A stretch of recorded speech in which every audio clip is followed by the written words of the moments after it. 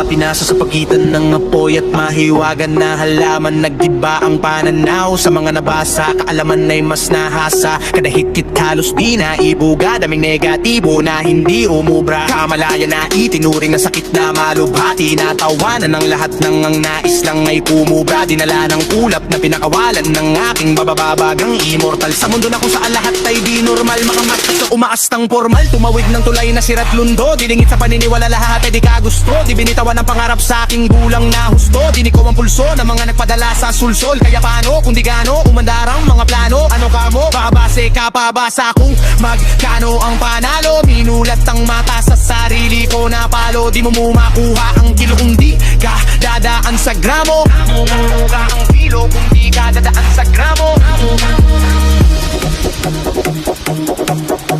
Sa gramo, gramo, gramo, gramo,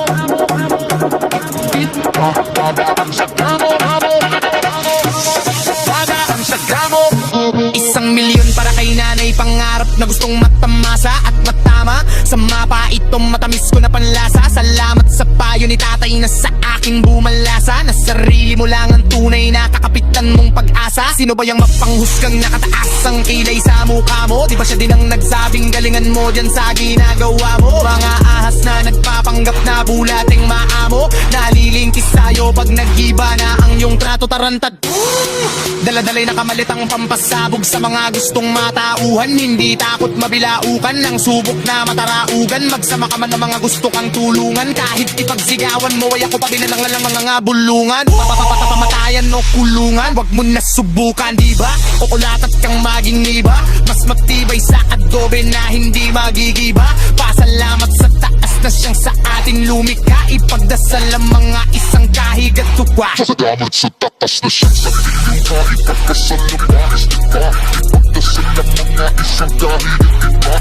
At sa taas na siyang sa ating lumika. Ipagdasal ang mga isang kahig at tukwa.